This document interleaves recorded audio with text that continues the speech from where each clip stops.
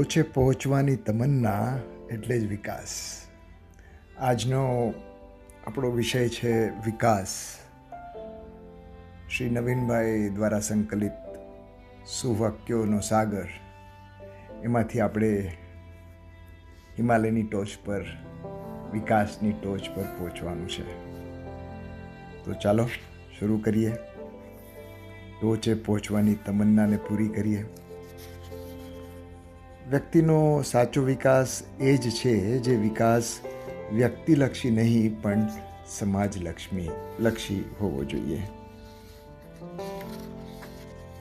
બધા જ લોકો આજે વિકાસની દોડમાં લાગ્યા છે. એમાંથી બહુ ઓછા લોકો ત્યાં સુધી પહોંચી શકે છે, કારણ કે એમણે વિકાસની વ્યાખ્યા જ ખોટી કરીને વિકાસ માટેનો રસ્તો પણ ખોટો જ પસંદ કર્યો છે. વિકાસ એ છે જે ભૌતિક, આધ્યાત્મિક અને માનસિક તમામ પ્રકારની શાંતિ અર્પે, તન અને મન બંનેને પ્રફુલ્લિત કરે, અને એ પણ સાચા રસ્તે. વિકાસ એટલે જીવ અને જીવાત્માની પ્રગતિ. વિકાસ એ શક્તિ છે અને વિકાસ એ મનુષ્યત્વની ભક્તિ પણ છે. વિકાસ માગો એ બધું આપી દેતો અલ્લાદીનનો ચિરાગ છે. વિકાસ એ કોઈ સુરીલા કંઠેથી નીકળતો પ્રાર્થનાનો રાગ છે.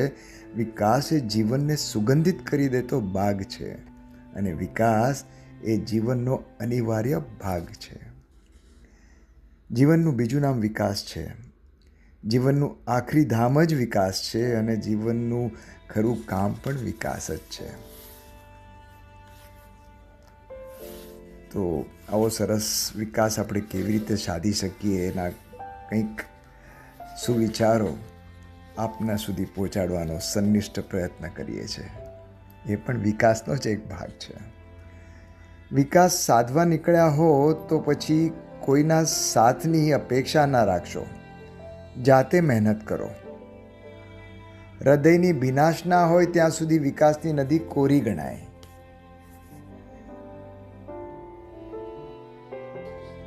વિકાસ સતત અને અવિરત પ્રયાસોનું પરિણામ છે. વિકાસ માટે કાગળ પર પેન્સિલ ચલાવવાની નહીં, પણ નક્કર જમીન પર પગ ચલાવવાની જરૂર છે. એક તાજમહેલ અંગેનો સરસ પ્રસંગ યાદ આવે છે.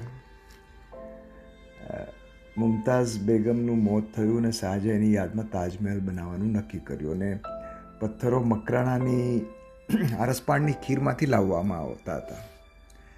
એક દિવસ શાહજહાં ખુદે મકરાણાની ખીણમાં ઓબ્ઝર્વેશન કરવા આવ્યા.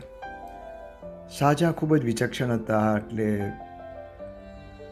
બહુ બારીકાઈથી જોઈ શકતા હતા. એમણે જોયું કે